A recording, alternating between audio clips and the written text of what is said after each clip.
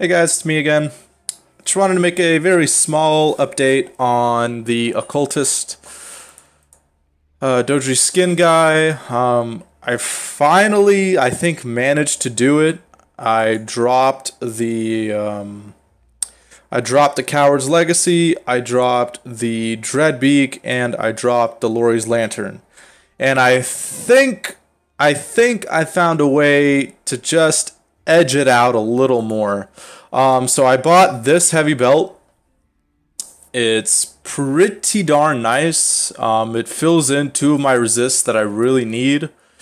And it also has good flat energy shield. It has spell damage during flask effect, which is okay. I kind of wanted cast speed during flask effect, but that's fine. And the really big thing on this guy that I found was also the 29% reduced extra damage from critical strikes.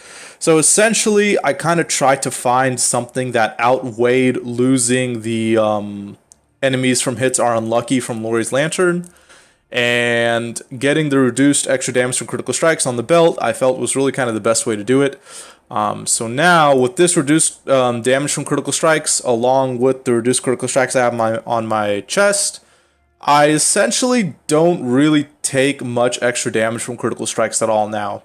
Pretty much I take a fifth of the damage of what I would normally take of a critical strike. So I think all in all, it's a pretty good kind of swap, I guess. Essentially, I am a little more vulnerable to a lot of fast, small hits. However, I think the thing that'll really kill me, that has the highest chance of killing me, is a one-shot. And the best way to prevent one-shots would be definitely more effective with reduced extra damage from critical strikes. So if I take a lot of small hits, I can probably still have time to log.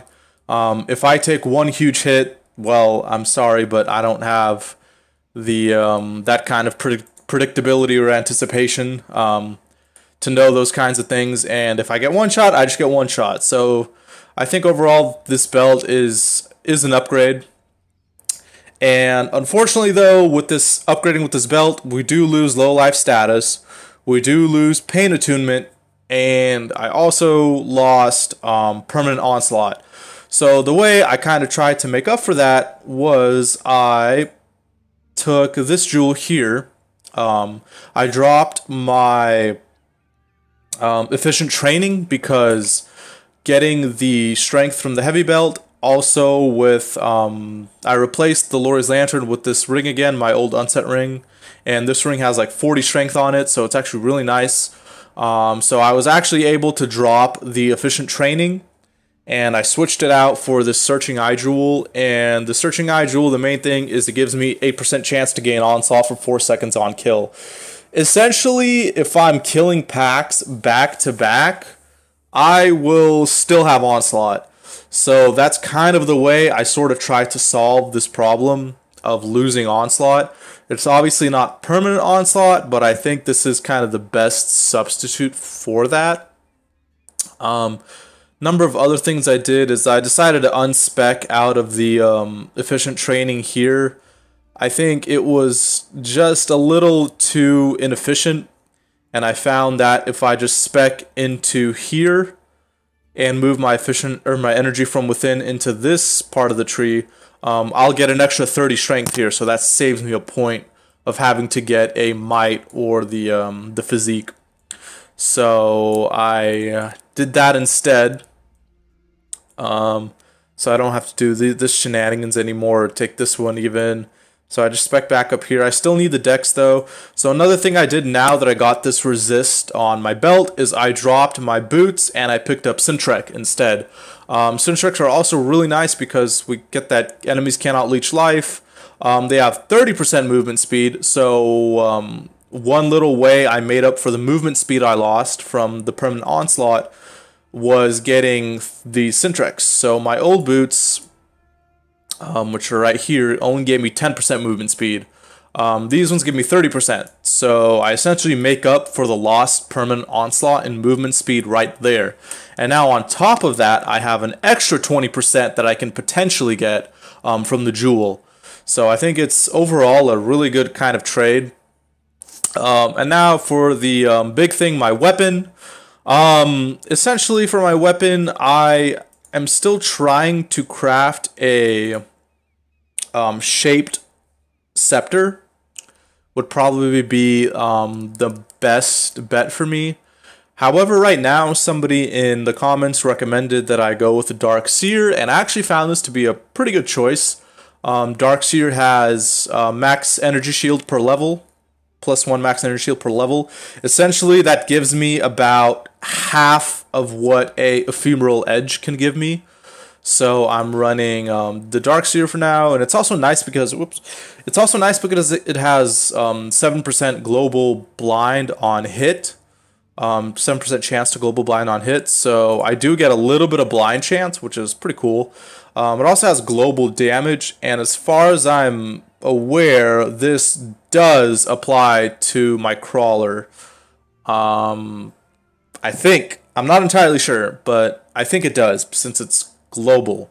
I may be wrong, and we also can't be blinded, so it's pretty cool. And then this one just happened to have. I bought this one that had endurance charge when I stun an enemy, so I technically also have endurance charge generation now. However, it doesn't really give me much because essentially all it does is just gives me 12% physical damage reduction, so it's actually not a really big deal. Maybe I could have just stayed with the normal elemental damage instead and the implicit, but that's whatever.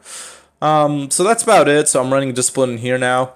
One thing I'm trying to do is drop this ring and instead run the pariah, because this gives me 8% attack cast speed, and it also gives me 100 energy shield, which would be really nice. However, then I would have to deal with missing strength again, and I would also have to deal with missing resistances, so I can't deal with that right now.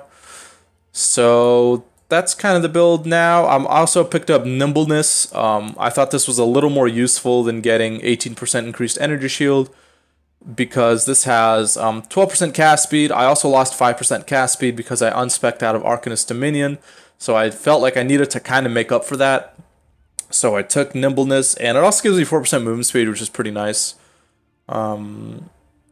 And yeah, that's pretty much where I'm at now. I am also maybe considering trying to drop this pretty nice jewel I have. Unfortunately, it does give me a lot of my resists, so well, a little bit. I'll need 12% fire resist somewhere. If I can make this jewel a little more efficient and maybe pick up an onslaught with fire resistance, then I could essentially drop this jewel and I can pretty much get my Watcher's Eye instead of this jewel here. So I think that's going to be sort of the goal. So maybe upgrade this jewel to one that has fire resistance with the onslaught. I don't really care about the flat energy shield too much. And then I'll sub this jewel out for a Watcher's Eye. Anyways, that's just a little update there. So that's kind of what I've done. I think it's pretty much as good as it can get for now, and I'll also work on getting a better scepter if I can with the fossil crafts. But yeah, just wanted to let you guys know what I've been up to. And oh yeah, I hit level 95, so pretty cool. I don't think I've actually ever gotten to level 95 in hardcore before, so pretty neat. Anyways, thanks guys for sticking around watching, and be back on the next one with another update.